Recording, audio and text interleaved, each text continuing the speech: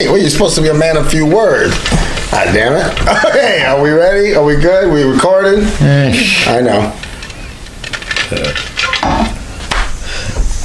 All right, universe, here we are again. Alex Soto, the Articulate Barbarian, with another episode.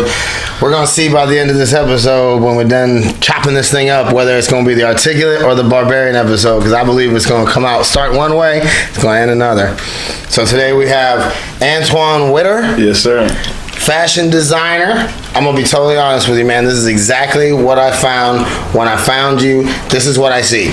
What jumps out to me, it's not even about the fashion, the swag. It's beautiful. I love it. This is his shit. We're going to talk about it here shortly. But the thing about it is when I see the response of people.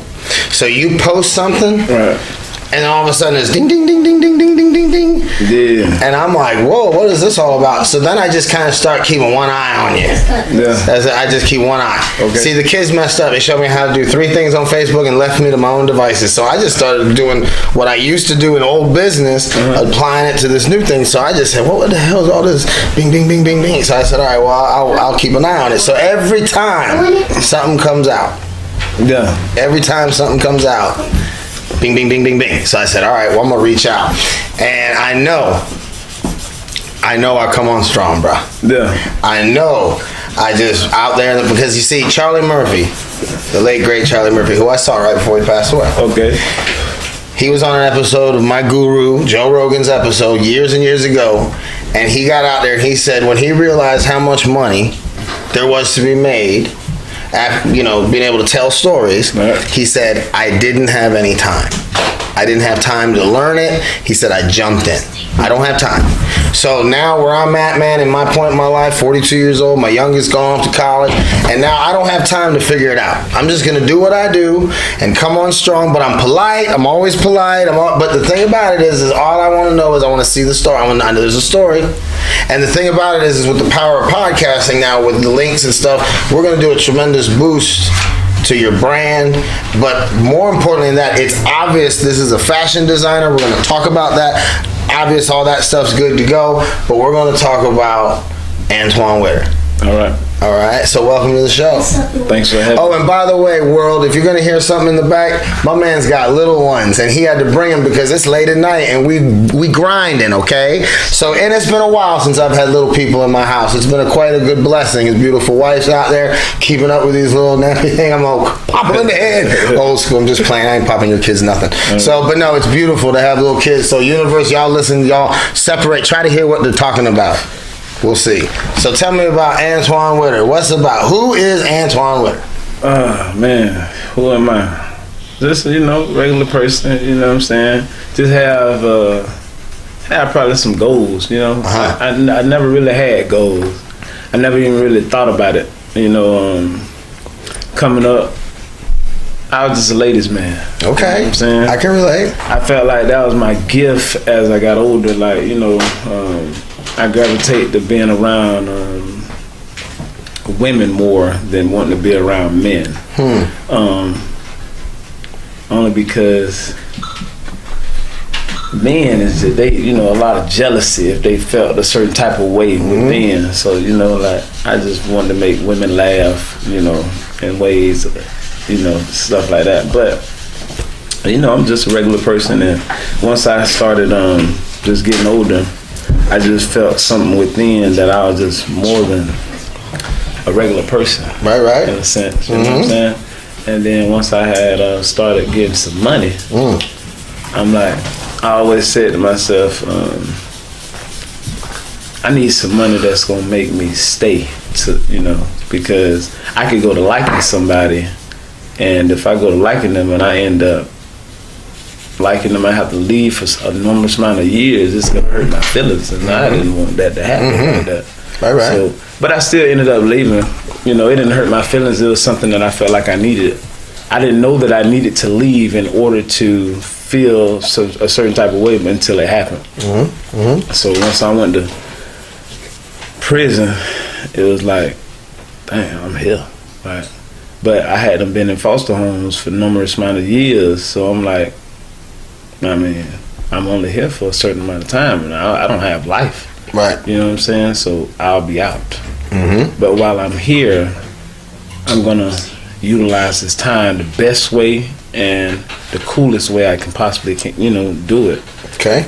And that's that's what I did. So did you learn design and fashion? Was there something in prison that taught you that, or did you learn screen printing back in the day? I'm gonna tell you, like, come on. It really did. I didn't know anything about fashion. The only thing I knew about fashion is what I buy. Mm-hmm. You know what I'm saying? When I came to the city, like the country part of Ocala. I mean, it's cool. You know what I'm saying? But it's like it's a different way of dressing. Yes. You know what I'm saying? Versus being in the city. The city people they dress a little hip hopish. Right. You know what I'm saying? And it's more loud. Yes. You know what I'm saying? And I had that country part about me, but being that I had a homeboy and his name Blue, shout out to Blue. You know what I'm saying? Shout out Blue. You know what I'm saying? Him and a couple other friends that he knew.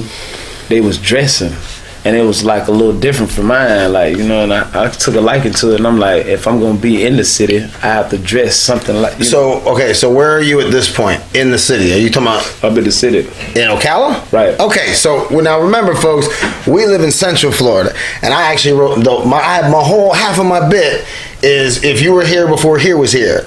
Yeah. So we were part of the Dirty South. Right. And I tell people in Miami, you gotta come north, come to Dirty South. The ocean cleans y'all out every morning and stuff, and it's beautiful. You gotta come north into the bowl. Right. You know what I mean? Yeah. And I grew up, in the shores, and I grew up, in South Marion County. All right. So that's why I always say South Marion County till I die, But the reality is I grew up like my kids thought going to the beach was going to the lake.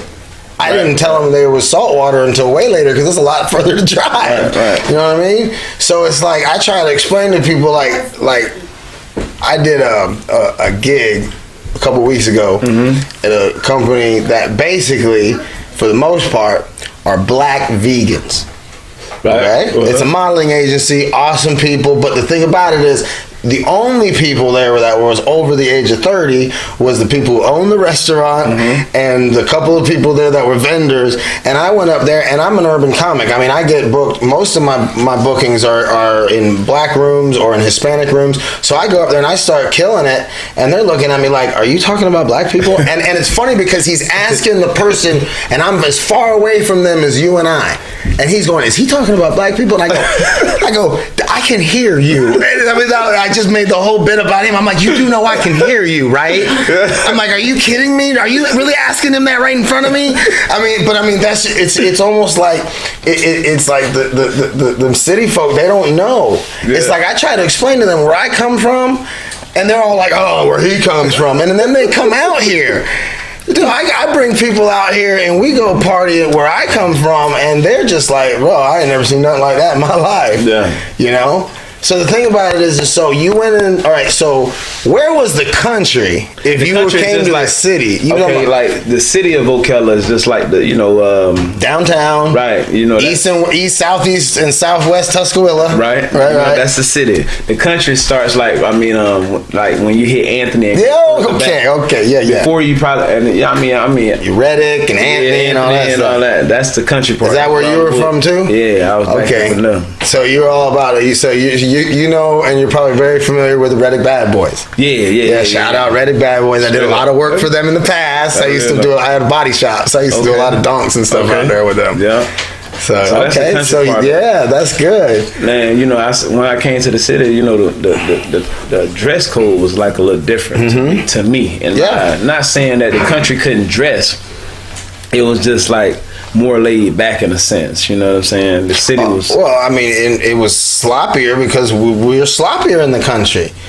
I mean, mayonnaise sandwiches and Kool-Aid out there was sitting out on the porch, and you have a field of greens in the backyard, but it's not bougie to eat collard greens and black eyed peas out there. So no, you sloppy as fuck. I grew up barefoot running around. Yeah, see, I mean, I get it. The city don't know too much about that, but they probably gonna go to to Zaxby's, McDonald's, you know what I'm saying? And as you get older, man, you do not want to eat that when you raised up eating, you know what I'm saying? Hey, nice meal. I try to tell them a half chicken with with yellow barbecue sauce on flatbread, white bread. They're like, what is that? I'm like, that's lunch, bro. And that's eating. That's good. It's gonna stick. That's right. I grew up in Leesburg, so I grew up. My barber was Wild Root. I grew up by Santos School. Okay. And I mean, that's I was the country too. Yeah, yeah. I'm talking the early '80s. Yeah. Okay. So that was real country. Yeah, but the fashion, like, I really can't say that I was like into fashion. I was just into looking nice. But I had the country part about me. I don't like to wear too much of loud colors. Right. You know what I'm saying? I still, and I feel like that's still the country part about me, is that I don't have to be loud. Mm-hmm. And I should notice, like, a lot of people, in a sense, like to wear loud, for their own reasons. Sure. And so a lot of the reasons people wear loud is because they either want to be seen. Me, I wasn't the type of person to be seen. Right. You know what I'm saying? You'll see me because I got a little money. I might do a car, or I might have a big chain. Right. You know what I'm saying? But as far as my clothes, I was just like laid back in a sense. And this right here, this just came about just being in prison. I wanted to do something positive for my kids. Mm-hmm. And then also for my kids to like have something in case they wanted to carry on the legacy, no doubt, of me creating. And so, and really, I'm gonna tell you the truth about EBWB. I came up with, I was talking to the dude that I ran into when they first put me into the dorm that I was supposed to be in, and I was telling him about I wanted to do a clothing line, and he was like, "What's the name of it?" And I was like, "I don't know. I'm thinking like, my name is Antoine Whitter, but and Bentley is my original last name." And he was like, "Man, name it EBWB. Everything better with a Bentley." Ooh. I'm like, what? Ooh.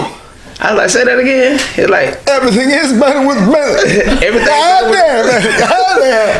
better with a Bentley. EBWB. Everything better with a Bentley. Now, but go ahead, continue with the story. And I'm like, everything better with a Bentley. With a Bentley. Everything better with a Bentley. I started saying it to myself. Everything better with a Bentley. I'm like, that's like I like the, what I'm saying, how it was said. And then that's when I went to my bunk and I started writing it down, and I started breaking it down, E, B, putting a little, period, and started just playing with it in a sense. And I started liking it, and I just started doing drawings. Like, I couldn't draw, but I remember my baby mama would do sketches that I couldn't draw, but she was able to do sketches. And I started thinking to myself, people don't ask me questions too much. They think I'm smart. You know what I'm saying? I can't say that I'm dumb, but they felt like I was smart. So I was like, let me take what I seen people do and start doing it too, and see what I could come up with. Okay. And that's when I started doing sketches and putting different fonts like on clothes and my drawings. Right. And that's how I created this. And I said, when I say I'm gonna do something, I'm gonna do it. So let's see what we're rocking here. First of all, keep in mind. What's up? I see what is this called? Beanie. A beanie. Right. 9 months out of the year, it's 140 degrees and 99% humidity. And the first thing I saw was the man got a whole line of beanies. So he must be wanting to go big with this, because I can't imagine a lot of people. But when wintertime, I know you got to go catch that. But that's immediately. So I see you do a lot with the hats, a lot with the beanies. Right. And I do the beanies because, I really don't like to be cold. And I know it don't get too cold here in Florida, but it has been cold at times. So, no, you also want to have the one fire winter outfit to put on. 'Cause I got one section of my closet, I call it wardrobe, because now I'm in entertainment. Right. But I got a whole section of winter clothes, including my fly black leather jacket and all that stuff, that I'm just that way. Everything matches from head to toe. Right. So I feel what you're saying. Yeah. So I see we got the embroidery, and then what do we got here? We got the screen print, and then this is so we got, like, what is this? Like, this is like a sweatsuit. Yeah. Now you got to remember, I'm a little square, so you got to work with me now. Because see, the thing about it is, you mess around here, goddamn villages will buy the shit and start rocking it at the damn, walking around in the villages rocking EBWB. Because that's the broad expanse of how this works. The villages is huge on my show. So these people will see this and be like, that'd be great. Let me get that in pink for you, Arthur. And then you got a bunch of senior saints walking around this motherfucker wearing EBWB. All right, with purple hair. Right. Okay. And it look good. It will look good on them. So check it out. So what is it that I see? Is this the beanie? Is this logo? What is this? A bomb? What is this on your? This the bag. The bag. Okay. I came up with the logo.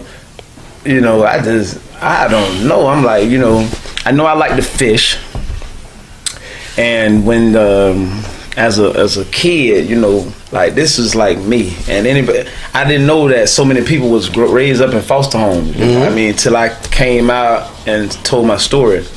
But the dude, that's me. You know what I'm saying? Me and my brothers. There was 4 of us that was placed in the foster home.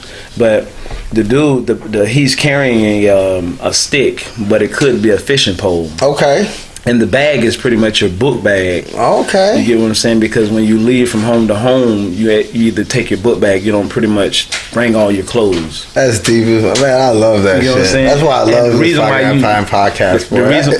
The reason why God damn, that's cool, man. Come on, keep going. And the reason why you do the stick is because the stick can help you along your journey. We're going to pass around an offering plate when this goddamn episode's over. My God, it's a good story. Come on. And they always said that if you come on. If you learn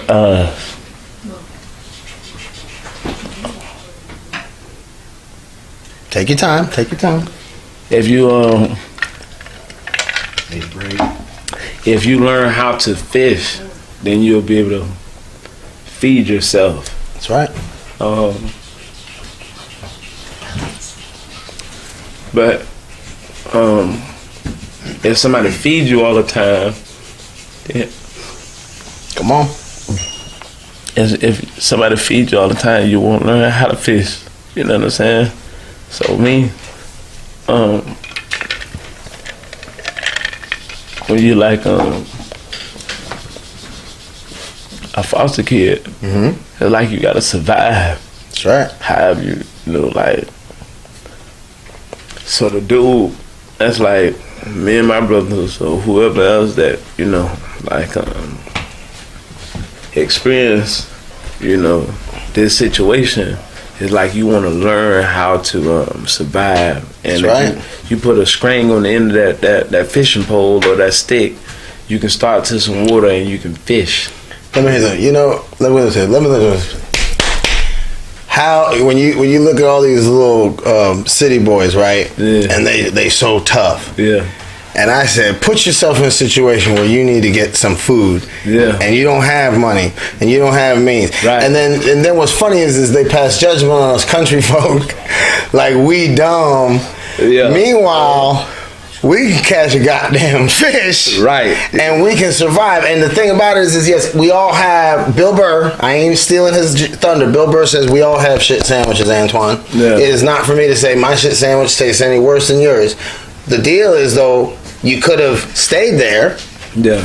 Or what happened that you ended up flipping it and moving into a different direction? Well, man, I don't know. I felt something within. I'm like, I can't stay here no more. And like, you know what I'm saying? It's time for me to leave. I don't know what made me do it. It was just time for me to go. So I went to school and I just told my social worker, I was like, we're getting beat. In this home, and foster kids, they're not supposed to get no whoopings. Right. So I not to offend my foster home, it was just a place that I felt like I'm not supposed to be anymore. I learned what I needed to learn, and it was my time to go. And I was scared because I didn't know what other home that I would have to go to. Come on. But I had to leave, though. Right. Like. And by me leaving, it helped me because then I got to see, a different way of living, and it kind of helped me it helped me a whole lot. When I came to my last foster home, shout out to my grandma, the Whitter family. She adopted us. That's right. She adopted us. They helped my mom, so we wouldn't be placed in other homes. Right. I was scared because I was like, dang, I don't know what home we finna go to, me and my little brother. But if it's good, it's gonna be all right. You know what I'm saying? And she adopted us, so we didn't have to move to another home. That's good. You know what I'm saying? And that's why I started, doing the different kind of dressing. And we didn't take our bag. We didn't bring our. Okay. God damn it. Real knows real. That's why we're gonna keep. We got this jugular. We got this by the jugular. We're gonna stop twitching before we let loose. All right. So. And she, by her being able to dress different from what I was used to, she, even though what I was used to, it was still clean too. But for her to give me her outfit, I came to school with this real colorful outfit, but it was like real pressed up, like real good. And it was just like, okay, damn. And then as time went on, it was just like they dressed in a different kind of way. This is in the city. This is in the city. But it was still country because, Anthony. Sure. But it's closer to the city. Right. And it's close to, so it's like right in the middle before you get to the country or the city. So, and then, I wasn't into fashion then. I just was into, dressing well. You know what I'm saying? Sure. And kind of sporty. But I didn't want to go to school every day, like dressed up all the time like that. I wasn't with that. I just like to, sometimes I throw me some jogging pants and a white tee, jacket, and I'm ready to go. Right. You know what I'm saying? Sure. Fashion, it wasn't my thing. It was just that I came up with this idea, to hold my kids down. Sure. How old are you, sir, if you don't mind me asking? 35. 35. So, I'm an Uber driver. I talk about it. Part of my website is how to be successful with Uber. We got a whole series that's going to be coming out by the time all this stuff launches. It'll be part of my content on my site. So I picked up these there was 3 young black dudes. Right. They were YouTube hip hop stars, popular. Okay, I don't know nothing about it. Okay. So I learned, and this might be news to you because I had to go. I learned this on some research I did, that there's an art that the way you wear your dreadlocks will be kind of referencing where you're from. Right. Okay. So these cats were all about South Florida, Miami-Dade, because they have like one dreadlock look like the size of a baby's leg, and then 4 over here that are like medium size, and then one over here that's crooked off to one side, doesn't do nothing. So immediately I was like, so where are you from? So check this out, man. Okay, now look at here now. These guys are wearing these like old school looking shoulder pad jackets like back in the 80s, but they stopped here. Okay. They were like these little tiny things, and they were real skinny. All 3 of them were real thin, and they had this cool look about them, but it was like nothing I've ever seen before in my life. Now, I look at this and I see real, like I can totally vibe with all this. Is all of your stuff mellow? And do you ever go beyond this circle? Like, have you been to a fashion show to seen this other stuff that's going on? Well, I'm gonna tell you another thing that kind of like inspired me. Was I was modeling. I do modeling too, and it was a clothing line called Conde Couture. Okay. And he was doing stuff like that, but his wasn't that loud. He was more like a dressy, like a professional like look. Yeah. It was, I can't say hip hopish, but it was like more mature look. And I never even thought of the clothing line even when he was knowing what he was doing. I was modeling his clothes. So like I do stuff from my eye. I kind of like I would go listen to people when they'll give me ideas, but I don't never really get too loud. What the hell is with the jacket that stops here? Yeah. God damn, man. It don't make no sense. It don't even make no sense. I tried to look at it sideways, crooked with my eyes squinted. It just don't make no sense. Yeah, you've been amazed like the things that people will wear now, And they were like so like aloof. And I'm like, why y'all being aloof? Y'all are YouTube stars. You should be used to people asking you questions. And then he's talking about how he's going to rent this Rolls Royce something or other for this video shoot. Okay. And then I'm like, well, at least you got the tax write-off. And he's like, what's that? And I'm like, I'm about to throw y'all out my car. Because he's telling me, he goes, out of the blue, he goes, you know how much it costs to rent a Rolls Royce such and such? I go, no, how much? He said, $5,500. I said, $5,500? And he's like, yeah, we're going to do this big video shoot. That's why we're here. And I'm like, word? And he's like, yeah. I go, well, at least there's a tax write-off. He's like, what's that? I'm like, bruh. I'm like, come on, man. Yeah. But the thing about it is that's what's going on with his internet stuff. Yeah. And what I think is, have you had any exposure, like, beyond your social media? No. Okay, are you...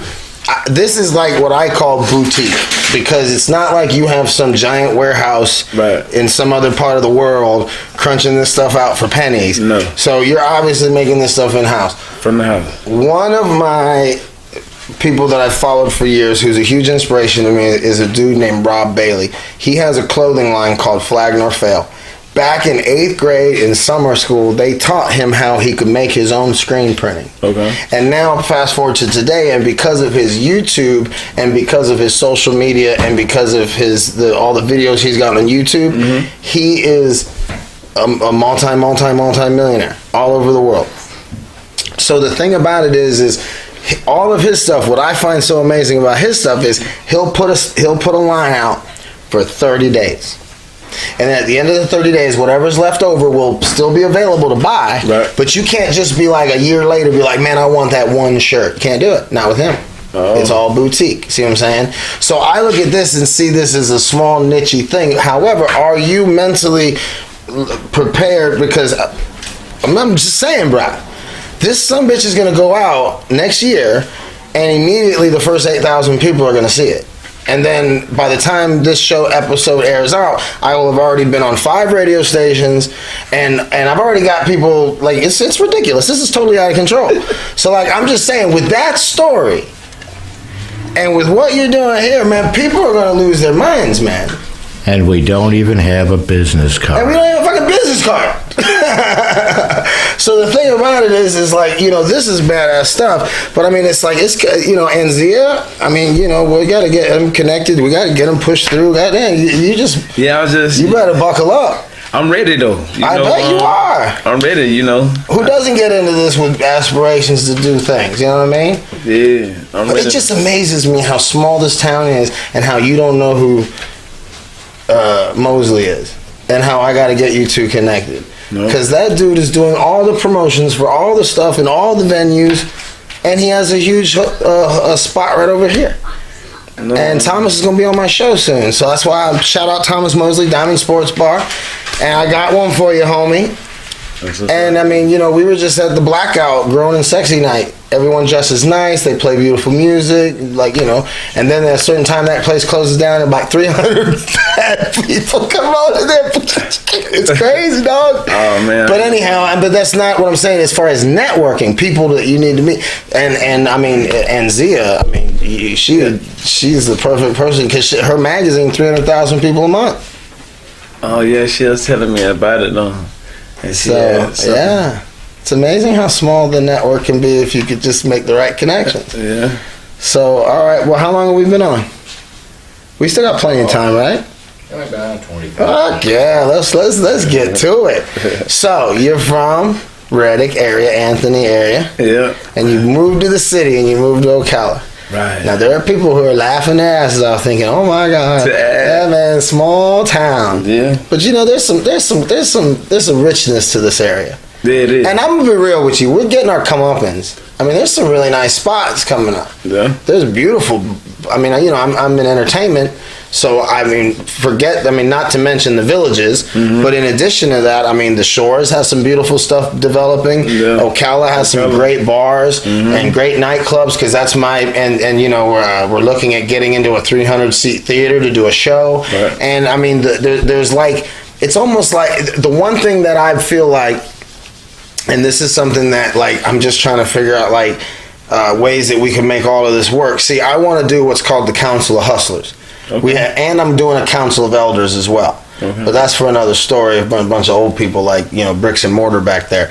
But the Council of Hustlers is going to be promoters, designers, people that are together. And like I said, we're all thousandaires. Mm-hmm. Let's all pull our resources. Nobody needs to put any money up, but put our resources. So like if I have a show and I want you to be out front maybe, or put all the comics in one of your outfits. Okay. And we'll say sponsored by. You ain't got to spend money on that because you become part of the family. Right. And then one day we'll put out an EBWB Articulate Barbarian mashup and put it out as a limited edition shirt that you buy both on your site and mine. Right. Boom, we'll sell like 50,000 of them and like that. See what I'm saying? So that's how. But that's how I make my money. But by making relationships. Yeah. Because the thing about it is you might blow up through all this, through everything, and then when you come back around with your Whirlybird tour, you'll come in and mash it up. Definitely. See what I'm saying? Yeah. So all right, so you're in the big city with this this flavor, this culture. Yeah. And I jokingly say when I do gigs around here that I'm from here. I'm so from here. I know the difference between Southeast and Southwest Tuscaloosa. Right. You know what I mean? Right. So. Little jokey joke, but kind of not. So this bad little girl I was messing with, right? She's like, hey, can we go over to Tuscaloosa? I got to meet a friend. Well, what she meant was she needs to swing in and pick up a little something. I just started dating this girl. I didn't know.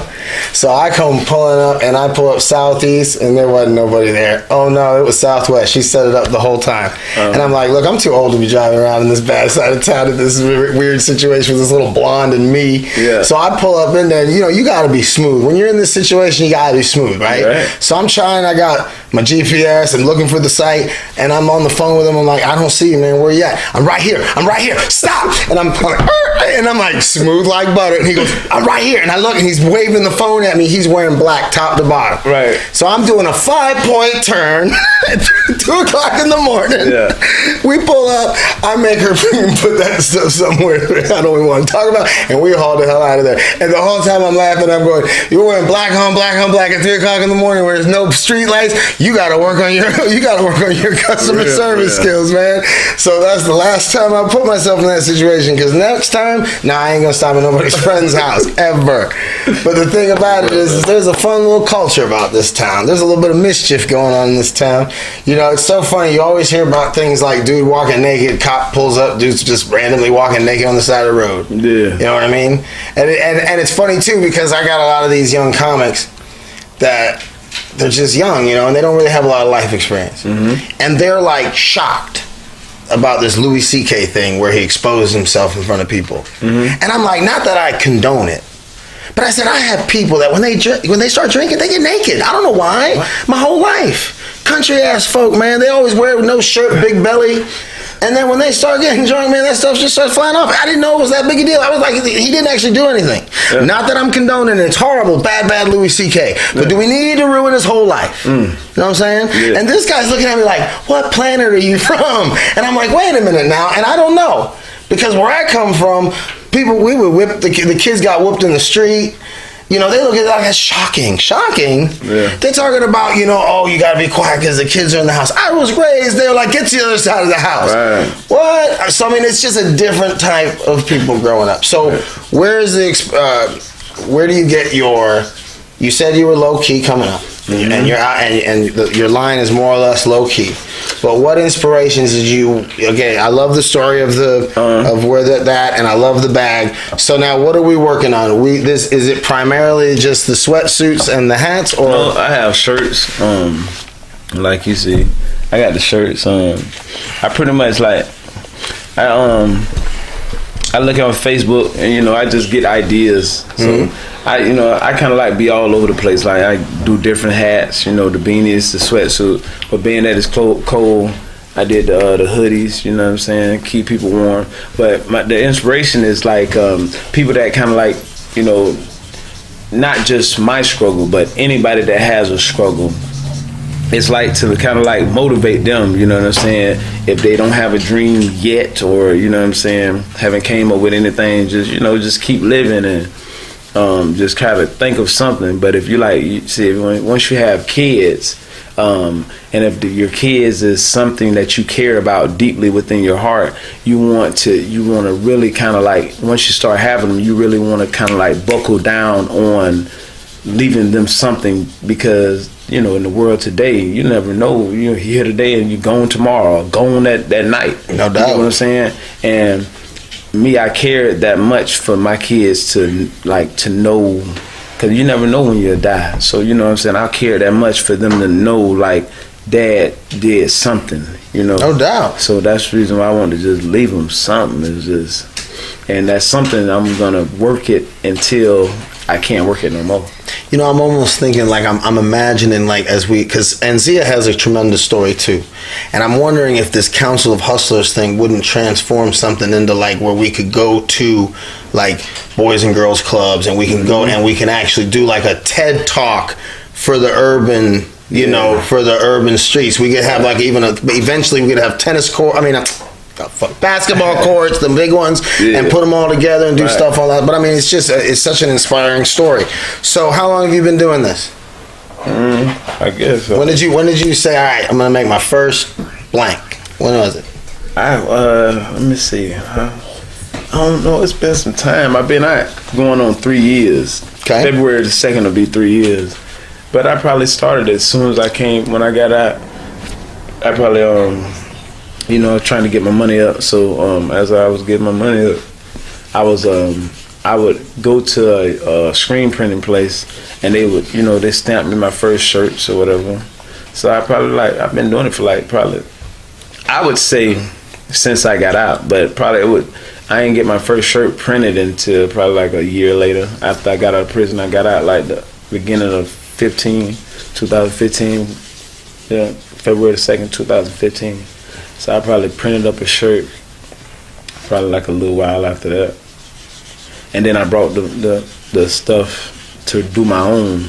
And I couldn't do it then. I didn't even know how to work it. No, I know. You know what I'm Been saying? there, done that. And it took me probably like maybe 6 months before I could know how to work it. And then I was just searching around, and I went to Union First, and the dude, he introduced me to the lady that could do my embroidery. And she does my embroidery. So some of the stuff, I just come up with stuff.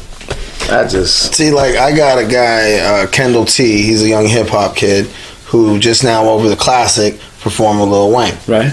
So immediately I'm just trying to think, like, man, I gotta connect him with him. Put you in there. He can put him if he with that, and then people see it. You know what I mean? And then the thing is we're gonna get all your information after the first of the year when this show launches. Mm-hmm. We're gonna have a link. Every episode is gonna have a link where you click on it, it'll go right to your site. Okay. You know what I'm saying? So all that stuff will be set up. So really, you've only been crushing this out now for about 2.5, 3 years, man, and you already got quite a buzz going.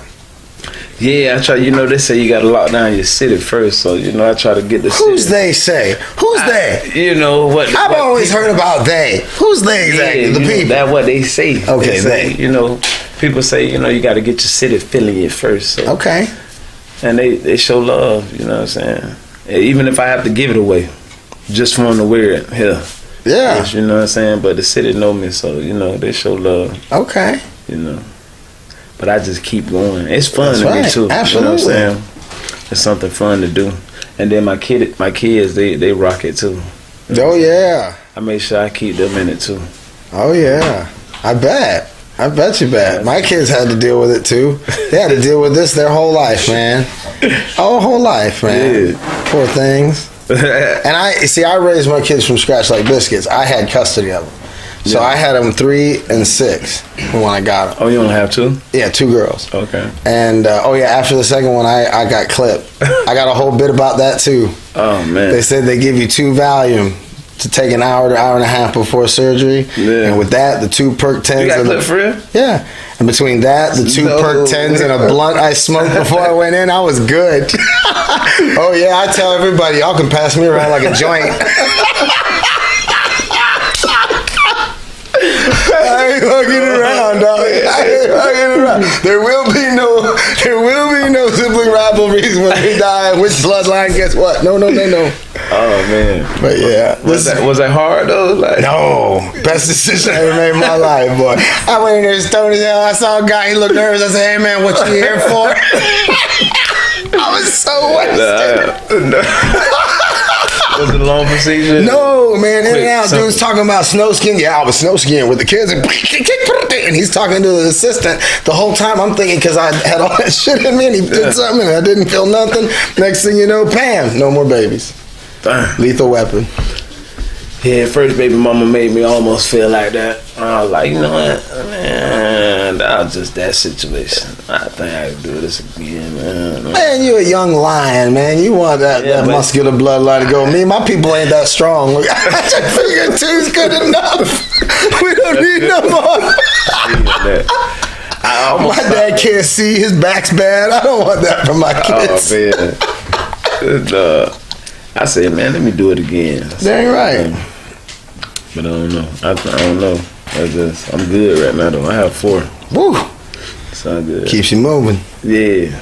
Yeah, man, I just retired. I'm working more now than I ever did. God, man, look here, man, I did a show. I went out of town, brought my whole show. They invited me out. They had a double booking. It was a big mistake. Can you help us? Should I get out there? We killed it. I got $10. By the time we split the money, I got $10. I said, there's no money in this. No. So that's why I'm doing my own shows and stuff. That way I control the money. I know how much money's coming in. Right. $10. I said, it cost me more than this to drive out here. Yeah, it was cool, though, because we got film. Because everything for me is content. Right. So I got content, and it's funny because the way we do this little jamming camera right there, boy, it comes with all these different lenses, and when it's done, it looks like we're performing in front of thousands of people, man. Yeah. So with all that and everything I'm putting out for free, all my specials, all my hour specials, everything I'm putting out for free. Nothing's going to be charged because people are going to see it and they're going to hire me. And then I'll get paid. It's funny because it's like in my business, in comedy anyways, you've got like the Bonkers Comedy Circuit, which is a good circuit. There's one in Ocala, there's one, a secret one in the Villages, there's one in Crystal River, and there's a couple in Orlando. And if you do that circuit, it'll get you about a G for the month. So you're probably working a part-time job and doing that. And that's actually entry level. Right. So then the varsity team is the improv circuit. Now that's when you're getting paid like $800 for 4 days, Thursday, Friday, Saturday, Sunday, but you're mostly traveling Thursday and Sunday, so it's really just 3 days of really, when you say hard work, you do an hour. You know what I mean? You do an hour in front of 300-400 people, right. But it's about $800 a week. $800 a show times 4 shows. So then you're all over the country. Thursday to Sunday, you're flying all over the country. Yeah. So I just said to the guy, I got a comic who's been in the business 20 years. I said, well, I just need to go ahead and just get on that improv circuit. Yeah. Fuck all this. And he looked at me, and I look over, I go, what? He goes, really? Really? You want to be on the improv circuit? What the fuck? I've been doing this 20 years. You don't think I want to be on the improv circuit too? I said, man, I don't know what you've been up to for 20 years, dog. But I don't have time to wait no goddamn 20 years. Right. You know what I'm saying? Yeah. So like I'm already jumping, like I'm trying to just figure out, can we just bypass, like what do I need? So then they tell me, well, you need like a strong social media presence and something else to bring to the table. Right. I said, word. I said, okay. So the thing about it is to see, this is super affordable once you get it all. And this, we got less than $300 and everything you see here. That's nice. Yeah, isn't it nice? That's nice. We deep in the lurk. I can tell them we're in the belly of the beast. We're deep in the recesses. Yeah, but it's nice. It's nice up in here, right? And it's all paid for. Yeah. So that way I don't have to like kill myself. I never had. I talk about my sister. I have a sister who's super bougie, West Palm, self-made millionaire, a world crusher. Right. I said no. I just want to live on the bottom of the hill. You live at the top. Yeah. I just want to live at the bottom, but I just don't want any trauma. I just don't want any trouble. You know what I mean? So now I can come here with a clear conscience and we can talk and mash it up and this. I'm telling you right now. I have a feeling this is going to be huge for you in a good way. I just hope. You're going to be like, this motherfucker, I'm so busy. You're going to be like, what is that, the old, because I'm so old, 50 Cent still hot me, like, you're my favorite white boy, right? You're going to be like, you're my favorite Cuban, right? That's what's up, though.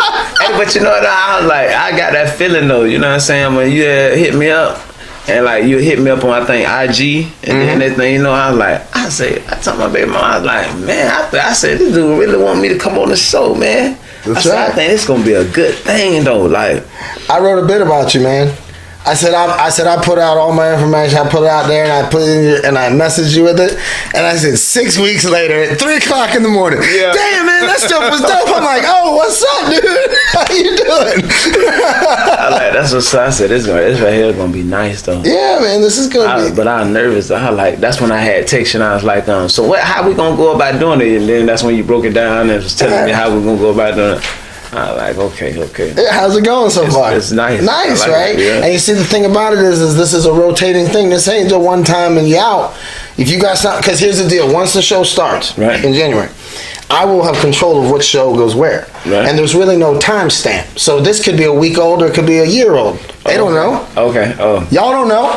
So the thing about it is if you have something up and coming, like let's say you're going to be, because you done messed up, because I'm going to get you connected and now you're going to be doing these shows and stuff. So you have a big show and you want to promote it, you come on, we do this, and then I'll leapfrog it and put it up. See what I'm saying? So that way, all my people will see it at once. And out of my 8,000 followers that I built so far, like 85% of them are within 20 miles from my bar. No. Yeah, they're all right here. So, and then once I start with oh man, I got so many crazy plans. Shit, you have no idea, bro. It's gonna be crazy. I'm rebuying my old sign shop so that I can do my own promotional stuff, my own banners. Okay. So that same option will be for you. So like if you have a big show, I'm gonna be pennies on the dollar because I don't give a damn. See what I'm saying? So, and it's full color. So we'll be able to make you look like you roll up in there with everybody with these fancy ass displays, and you'll set your shit up. They'll be like, "Damn, what is that?" And like you spent all this money on it, and it's just because you know me, and we're all part of that same network. See what I'm saying? That's what's up. No? And then when you meet somebody who doesn't know me, I'm gonna charge them right. You know what I'm saying? And I'll give you 10%. Holla! Okay. So all right, who, what, where, when, how? So what do you got going on next? What's next on the agenda? What do you have a short-term, long-term goal? My goal is to like really kind of like I mean, as far as I can see is just putting them in boutiques, putting my stuff in boutiques, you know. I mean, I would love to see it in a mall, in a store or something. That would blow my mind.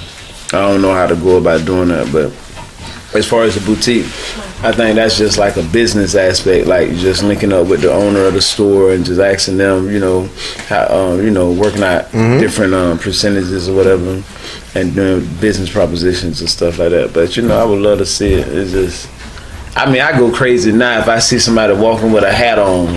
It just blows my mind. So you know, I just want to see it. So do you have do people order your stuff online? I just set up my web page and nobody haven't did it. I think people get a kick out of ordering it from me. Right. Like I keep it in the back of my truck.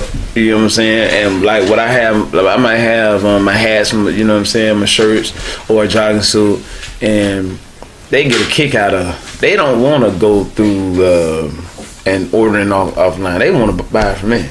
Yeah, but that's only this circle. But now you're about to enter into another layer.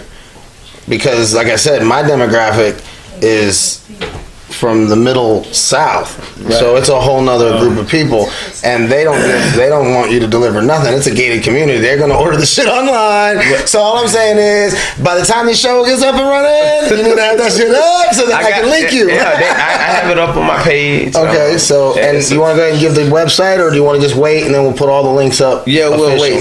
Yeah, because I don't know shit either. But like, well, because NC is always like, well, tell us how we can get a hold of you. I'm like, I have no idea how you can get a hold of me. Everybody seems to figure it out okay. I don't know. We're going to talk it up about that later. But yeah, I'm on Facebook though, and Instagram. We have EBWB page. And it's I have the website. I don't know about. Yeah, well, by the time the episode comes up, it'll be linked. Right. So it's all good as far as all that goes. Yeah. Because I'm with you like that. I don't know. I just have an idea. All this technology shit, y'all gonna have to figure out how to bridge me between that and that. Yes. You know what I mean? And I have to remember all that stuff. Like it's Big Cartel, ebwb.bigcartel.com. Yeah, we'll get it. It'll pop up here or something by the time the show. We'll have all, and then like I said, there'll be a link, and it'll link right to your site and everything. Yeah, I just came up with the idea, and then I'd be needing my little branches to where people can help me, like advertise it, and like do my web page. I got the web page, and my baby mama did that for me. So I don't even remember the. Right, I'm with you. I don't remember shit either. If it wasn't for these guys, and I barely even want to go on my Facebook page sometimes. So it just, but I have to. So. Oh yeah, no, it's part of the business now. Right. Yeah. I was supposed to take a nap. My old ass was gonna take a nap before you got here, but I posted that I got a damn room, $50, and now I got booked up for 27 months. I was trying. Hey, I retired, man. I'm retired. I'm supposed to be able to take a nap. Can't take a nap shit because I was bring. Yeah. Every bring's $1,000. That's what I look at it. Everything's an opportunity, you know. I had to get up too. I was resting too. I was like, let me get up. Yeah, man. I won the condo.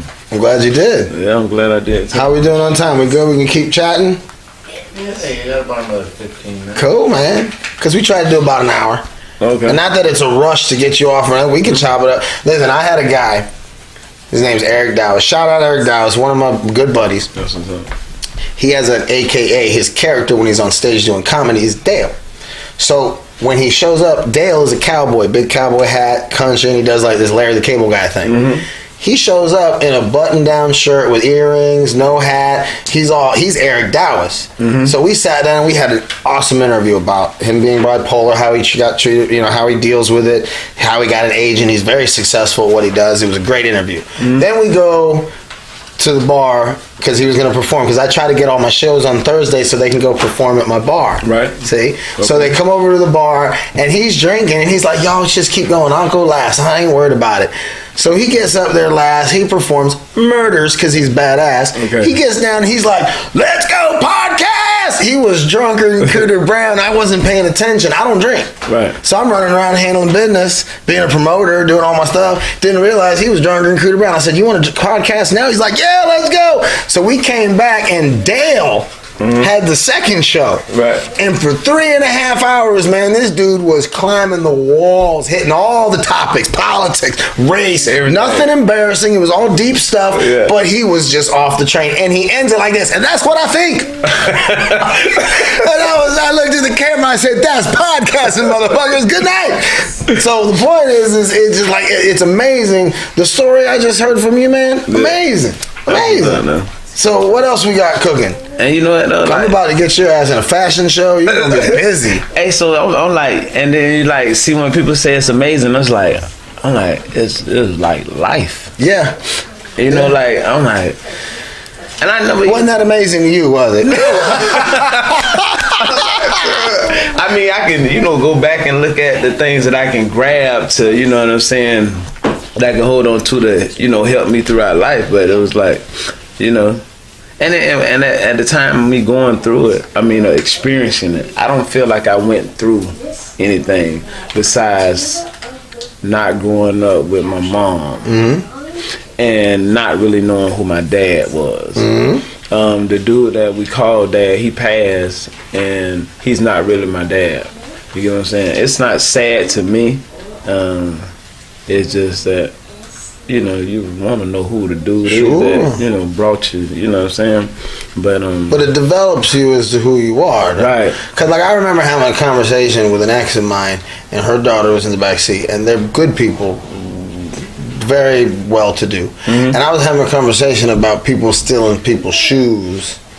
Like they would steal the shoes because they were real nice shoes. They'd beat the kid up and steal the shoes. Yeah. The kid in the back thought we were joking. She was laughing. She's like, that's crazy. And like it totally blew her mind. Like, no, they really would beat the kid up and rob him and take their shoes. Yeah. But some people don't have, like some people, their life experiences don't have any of those things. But we only hope that when the tumultuous time in their life happens, like my kids had to deal with, me being a single father, when I'm 42 years old and I've had him for 20 years, you do the math. It had to have been something horrible for way back then for a dad to get custody of 2 girls. Yeah. So the thing about it is they had to deal with that, and they had to live with those scars, and now they're soldiers moving out into the next world. They got fucking like they like they're ready to rock, because they've already experienced a lifetime of of issues. Yeah. And they're moving forward, and I mean, we raised them with everybody treated them. They lived like they thought we were upper middle class. They just didn't know we were busted ass poor, but they also didn't know the beach was in salt water. We always told them it was right here at the lake. So until they were way older, you know what I'm saying? Yeah. So, but the point is, the thing about it is these experiences is what makes you capable of doing what you're wanting to do now. Yeah. You know what I mean? Yeah. So, do we have anything besides just making them and selling them right now? Is there like a fashion show coming up? Because I'm sure there will be after the show comes out. Hey, after that, you know what I'm saying? I know I'm working on editing in my book. Okay. I have a book that I have that I wrote in prison too, and I wrote a movie too. But a lot of it's been touched. I stopped touching it because this kind of got like a little busy for me as far as creating the ideas and how I wanted to go about doing it. But the book is it's pertaining to my life. It's very inspirational. It's like a self-help book, for people that need, that inspiration. Well, when it comes out, we'll have you back on the show and we'll push that thing. Yeah, I'm in the process of editing. I put it down for a little bit because, just life. Sure. And I don't want to rush, you know what I'm saying? So it's like, but I did a lot of it. That's a real good book. I bet. I can't wait. That's one thing I still do is read. Yeah. So when the book comes, I'll wear it out. Yeah, it's real good. Are you familiar with Eric Thomas? Not at all. All right, he's on YouTube. I'll shoot you a link to him. But He's got a story where he's Dr. Thomas, but he started out homeless, and he has a great story as to how he turned it around, and he's got a great story, and he's also great. They call him the hip hop preacher, but he's basically the young urban Tony Robbins of this day. He's a real powerful speaker. He's like, pain is temporary. It might last for a minute or an hour or a year, but eventually it will subside. He's a dope. Yeah. But listen, man. I don't know what the future holds for you, Mr. Whitter, but it appears to me, Whitter. I don't know what the future holds for you, Mr. Whitter, but it appears to me that the book, the story, I foresee some kind of TED Talk. Put you out there, man. And it's been okay, so we're going to wrap it up, this part of it, because now I want you to do the message to the universe. Okay, so, and like I said, I always tell all my guests, the next time you come, you're going to be like, I'm ready for that goddamn message to the universe now. You messed me up and dropped it on me all spontaneously last time, but this time I got something for it. So, take your time, go through it, like I said, from beginning, middle, and end, and just have your message to the universe. But I just want to tell you, listen, thank you for letting this crazy guy talk you into coming out here. Thank you for coming on the show. It has been an amazing ride with you. I appreciate this last hour. It's been awesome.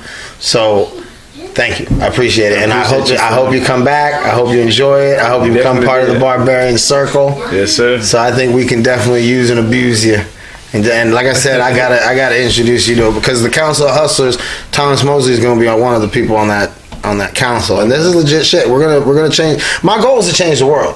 Right now, Joe Rogan is changing the world out of California, and there's a ton of good stuff coming out of the Southeast. But I feel like there needs to be somebody doing the same blueprint. Like I tell people, and people think I'm crazy, this goddamn UFC sport commentator and the Fear Factor host is the modern day Gandhi. He is a guy who can break your neck but rather hug you and love you. Yeah. He's a manly alpha male, but he's in touch with his sensitive side, and he's, like I said, I'm open to have an open conversation with everybody that was on that list that I was afraid of. Yeah.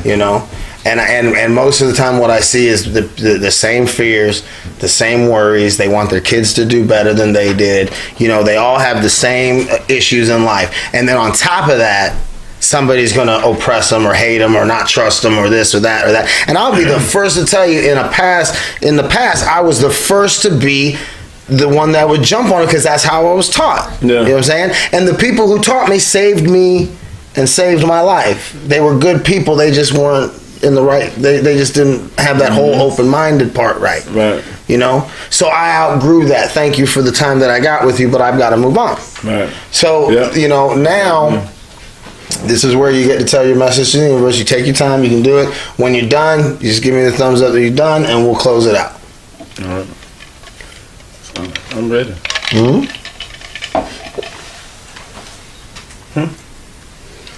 Yeah. So you ready? Yeah, man, bring it. My message to the universe is no matter what your situation is, and if you like, you know, if you're strong and you know you're strong within your heart, you never give up. You know, no matter what your situation is, you might not, you know, whatever it is, you just never give up. You know what I'm saying? And if you know about God, you keep him first and you'll never be last. That's right. It might seem like your situation is bad now, but you keep on living and don't do nothing too crazy to like mess it up. You know what I'm saying? Like to get those many years, like try to use your head as much as you possibly can. And you know, you might get in trouble here and there, but just keep on trying. And when you get out to yourself, because I had to get out to myself to kind of like come up with the ideas that I came up with. When I was in the streets, I never came up with knowing how to get out to yourself and get within to self to see what I can create that would be positive. And the reason why I say positive, to where you can stay here in the free world to make you some money. Yeah. To be able to survive. So just never give up, and you know what I'm saying, keep searching within self so you can do better with self. Deep. That's my message. Hey, I don't think there's anything more needs to be said. Thank y'all, universe, for another wonderful hour. We'll see you next time. Love, peace, chicken grease. We out here. All right.